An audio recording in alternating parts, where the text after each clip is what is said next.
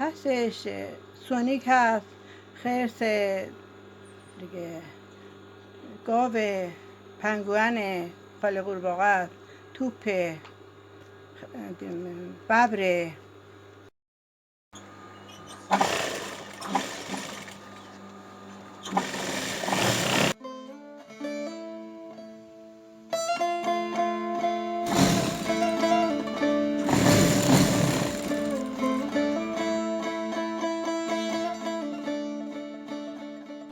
خانم حبیبی، چند ساله که کار این خیاطی و دوخت و آماده کردن این عروسک ها رو انجام میدید؟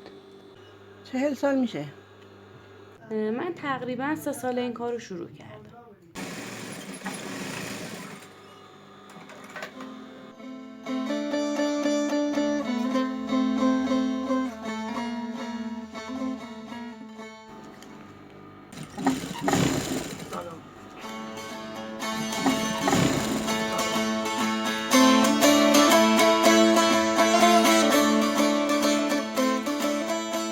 چه کارهای دیگه داخل این کارگاه تولید میکنید؟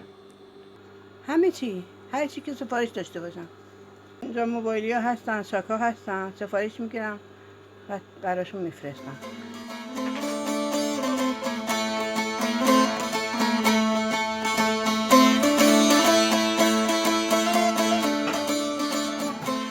خانم هاشمی، چه کار و فعالیتی رو شما اینجا انجام میدید؟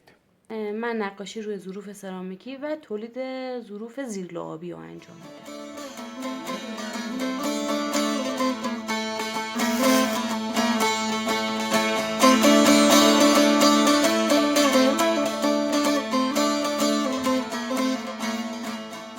چطور شد که اومدید سراغ این کارا به این قشنگی انجام میدید؟ علاقه دارم، خیلی علاقه دارم به خیاطی. یعنی من میگم که دور از اون مدام چرخمو بذارید پلو، اینقدر دوست دارم. عاشق خیاطیم.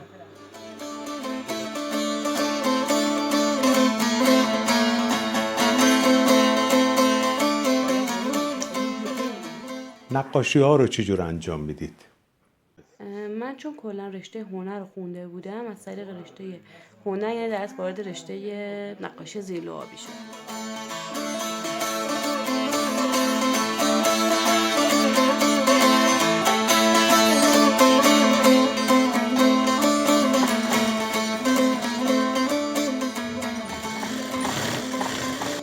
چند نفر کنار شما کار میکنن؟ الان هیچ که خودم.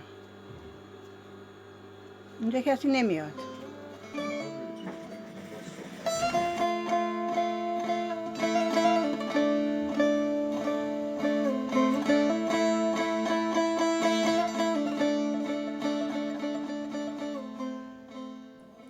کارها بنا به سفارش مشتریه یا نه ایده و فکر خودتونه؟ هر دوتا موردش هست. یه سری مشتری دوست داره که انجام بشه، یه سری حالا خودم انجام میدم که مشتری با توجه به سلیقه خودم خریداری میکنه.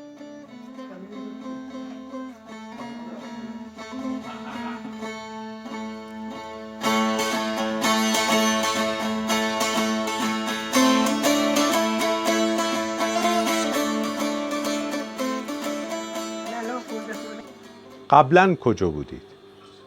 قبلا تهران بودم. قزوینم که اومدم 5-6 سالم قزوین بودم. خانما اومدن بلد نبودن، هر چی که میومد بلد نبود، چون کار عروسک خیلی سخت بود. ریزه‌کاری زیاد داره، بعد وارد باشم. برش هم که میدادم بازم خراب میکردم.